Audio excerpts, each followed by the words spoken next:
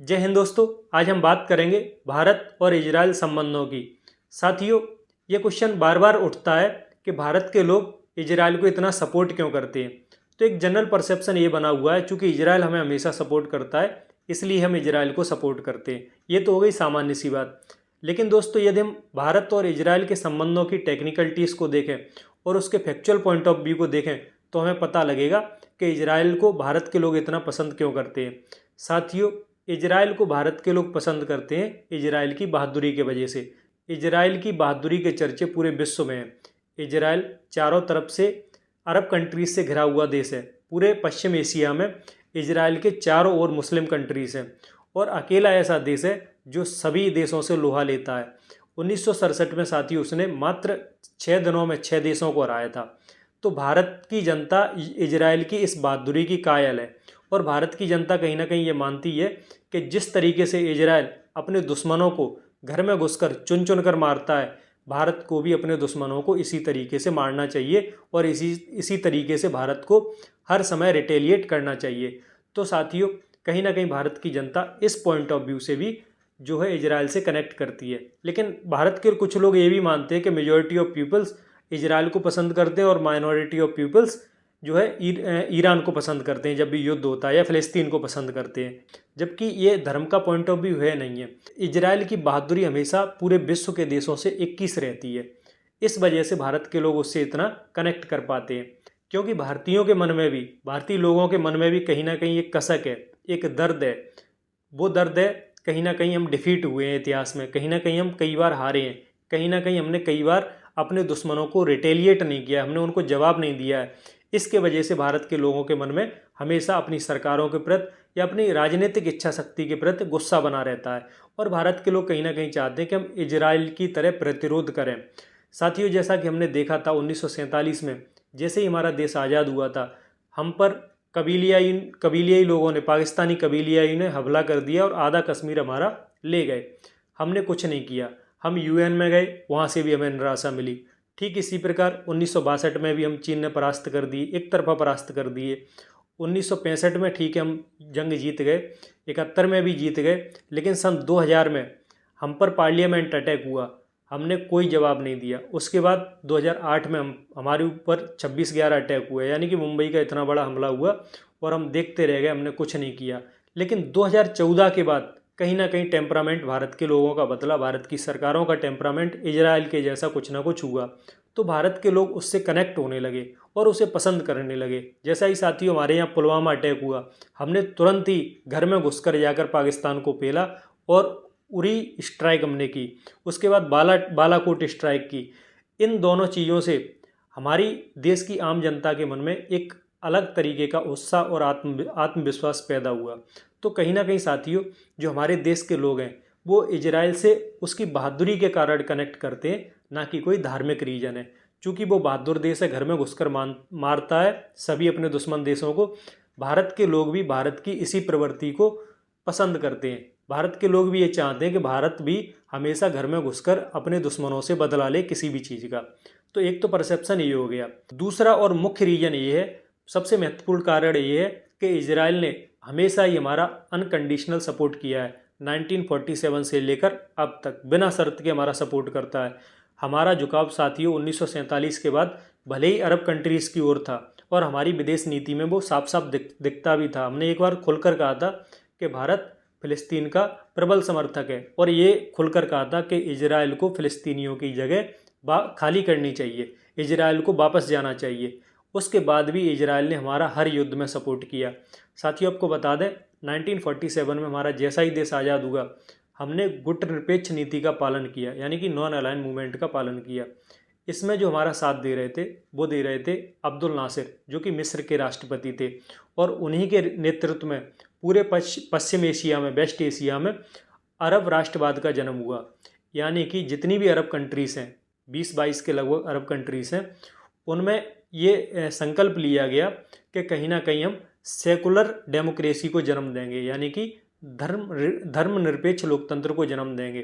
लेकिन दोस्तों, वैसे ऐसा हुआ नहीं। आज भी वो सब इस्लामिक स्टेट है, वो एक अलग विषय है। फिलहाल हम इसकी बात करते हैं। तो इन्होंने ये प्रण लिया कि हम सेकुलर डेमोक्रेसी बनेंगे उन 20-22 कंट्रीज़ के बीच में इजराइल एक अकेला लोकतंत्र का टिमटिमाता हुआ जुगनू था, क्योंकि वो अमेरिका समर्थित था। अब साथियों, भारत अरब राष्ट्रवाद का समर्थन कर रहा था। भारत इसका समर्थन इसलिए भी कर रहा था चूँकि अब्दुल नासिर, जो कि अरब राष्ट्रवाद के नेता थे, वो हमारे गुट निरपेक्ष आंदोलन का, नॉन अलाइन मूवमेंट का समर्थन कर रहे थे और वो हमारे साथ ही थे नॉन अलाइन मूवमेंट में। और ये आंदोलन बाद में इतना बड़ा हो गया कि इससे 1 से 20 देश जुड़ गए। वो एक अलग विषय आपको कभी बताएंगे अलग वीडियो में। फिलहाल हम टॉपिक पे आते हैं। तो हम दूसरों के इंटरेस्ट एक दूसरे से जुड़े हुए थे और हम कहीं ना कहीं फ़िलिस्तीन को भी सपोर्ट कर रहे थे और खुलकर फ़िलिस्तीन के पक्ष में बोल भी रहे थे कि इजरायलियों को फ़िलिस्तीन की जगह खाली करनी चाहिए। उसके बावजूद भी साथियों, इजराइल हमेशा हमारा सपोर्ट करता रहा। 1962 में जैसा ही चीन ने आक्रमण किया, इजराइल ने उसकी खुलकर निंदा की, अनकंडीशनल सपोर्ट। 1965 के भारत और पाकिस्तान के युद्ध में भी इजराइल ने हमारा खुलकर सपोर्ट किया। फिर साथियों, उसके बाद जब हमने पोखरण परीक्षण किया 1998 में, 1998 में अटल बिहारी वाजपेयी सरकार ने, तब भी इजराइल ने हमारा खुलकर सपोर्ट किया। और उससे पहले साथियों आपको बता दें कि पीवी नरसिम्हा राव की सरकार में भी हमारे इजराइल से संबंध थोड़े अच्छे बनने लगे थे। उसका एक मुख्य कारण ये था कि सोवियत संघ का 1991 में विघटन हो गया। साथियों, वैसे देखा जाए तो 1991 के बाद ही हमारे इजराइल से संबंध अच्छे हुए हैं। 1991 के पहले हमारे इजराइल से संबंध इतने अच्छे नहीं थे, क्योंकि हमारा जो झुकाव था वो अरब कंट्रीज़ के ओर था। इजराइल हमारा एक तरफा सपोर्ट कर रहा था। लेकिन जब बाइलेटरल संबंध की बात आई है, वो 1991 के बाद आई है, क्योंकि हमारे राजनयिक जो संबंध थे वो भी 1992 में ही स्थापित हुए थे। हालांकि हमने 1948 में इजराइल नए राष्ट्र की उसको मान्यता तो दे दी थी, लेकिन हमने कूटनीतिक संबंध स्थापित नहीं किए थे, राजनयिक संबंध स्थापित नहीं किए थे। वो हमने 1992 में ही नरसिम्हा राव की सरकार में किए थे।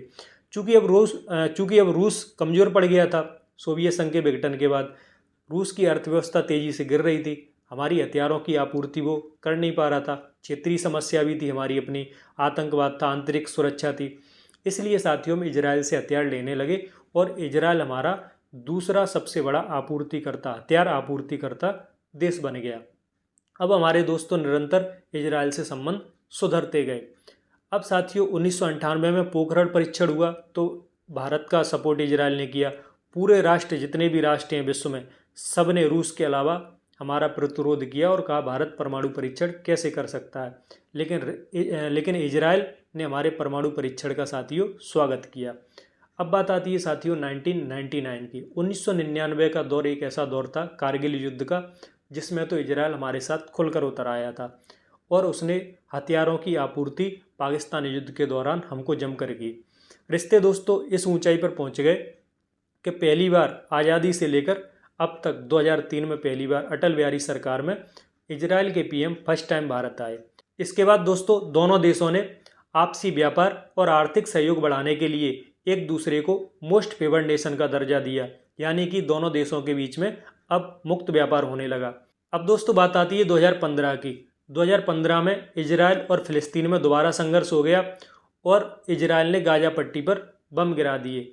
ऐसी स्थिति में साथियों संयुक्त राष्ट्र संघ में एक प्रस्ताव आया जिसमें इजराइल को आक्रमणकारी घोषित किया गया। रूस और चीन ने इजराइल के अगेंस्ट वोट डाला, इजराइल के विरुद्ध वोट डाला, जबकि भारत उसमें वोट देने ही नहीं गया। इजराइल ने भारत के इस रवैये की जमकर तारीफ की। साथियों एक चीज़ इसके अलावा और बता दें, कश्मीर के मुद्दे पर हमेशा इजराइल ने हमारा साथ दिया है। कश्मीर के मुद्दे पर अरब राष्ट्र हमेशा से पाकिस्तान का साथ देते हैं, जबकि दोस्तों पंडित नेहरू के टाइम से ही हमारा अरब राष्ट्रों से अच्छा कनेक्शन था, उनसे हमारी अच्छी पड़ती थी, हमने अरब राष्ट्रवाद का समर्थन भी किया था। इसके बावजूद वो हमारा कभी भी कश्मीर के मुद्दे पर सपोर्ट नहीं करते थे, वो हमेशा पाकिस्तान के ही राग अलापते थे और इस्लामिक मंच से, अंतर्राष्ट्रीय इस्लामिक मंच से हमेशा ही कश्मीर को पाकिस्तान का अंग बताया गया। जबकि इजराइल ने बार बार यही कहा कि जम्मू कश्मीर भारत का अभिन्न अंग है। कश्मीर के मुद्दे पर इजराइल ने हमारा हमेशा सपोर्ट किया, इसीलिए भारत की जनता इजराइल का सपोर्ट करती है। इसके बाद साथियों मोदी सरकार में इजराइल से हमारे निरंतर संबंध अच्छे होते गए। 2017 में पीएम मोदी पहली बार इजराइल गए। 1947 के बाद, आज़ादी के बाद ऐसा पहली बार हो रहा था कि भारत का कोई पीएम इजराइल की यात्रा पे गया हो। पीएम मोदी ने इजराइल के पीएम बेंजामिन नेतन्याहू के साथ कई एग्रीमेंट साइन किए, जिसमें स्पेस टेक्नोलॉजी की बात हुई। स्पेस टेक्नोलॉजी में इजराइल ने हमारी हर संभव मदद की कोशिश की। और इसके बाद दोस्तों रेडार टेक्नोलॉजी में एंटी बैलिस्टिक मिसाइल टेक्नोलॉजी की बात हमारे पीएम से इजराइल के पीएम ने एग्रीमेंट साइन किया। साथ ही दोस्तों इसके बाद ड्रोन टेक्नोलॉजी, जो कि एक अद्भुत चीज़ थी भारत के लिए, ड्रोन टेक्नोलॉजी इजराइल ने हमको दी।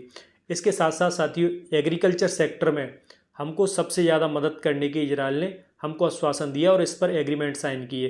क्योंकि दोस्तों आपको पता होगा कि इजराइल में पूरा रेगिस्तानी एरिया है और उसने किस तरीके से डेवलप करके उसको फसल के लायक बनाया है। वहाँ पर हरित क्रांति की है, फल और सब्जियों को उगाया है, फसल की है। इसी तर्ज पर साथियों हमारे राजस्थान के रेगिस्तान में एग्रीकल्चर सेक्टर को बूम करने का हमारे प्रधानमंत्री का सपना है।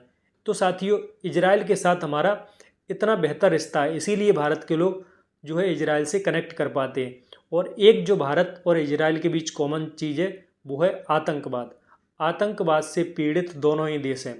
बस इजराइल आतंकवाद का सेंटर ईरान को मानता है और भारत आतंकवाद का सेंटर पाकिस्तान को मानता है।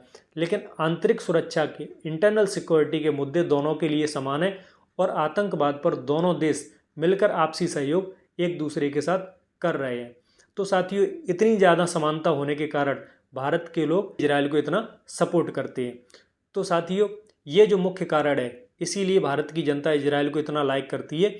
इसमें 2-3 चीज़ें मैंने आपको बताई। एक तो अनकंडीशनल सपोर्ट, आज़ादी से लेकर अभी तक वो देता रहा। 1991 तक तो बिल्कुल अनकंडीशनल दिया और उसके बाद जो है फिर तुम्हारे रिलेशन इजराइल के साथ अच्छे हो गए, पहली चीज़। दूसरी चीज़ उसकी बहादुरी की वजह से भारत के लोग उसको पसंद करते हैं। तो ये सारी चीज़ें बताई।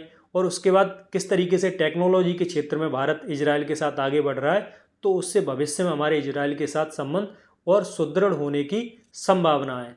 तो दोस्तों उम्मीद है भारत और इजराइल के रिलेशंस में जो भी टेक्निकलिटीज़, जो भी चीज़ें हमने आपको बताई वो आपको पसंद आई होंगी। यदि आपको पसंद आई हो तो हमें नीचे कमेंट करके ज़रूर बताएं।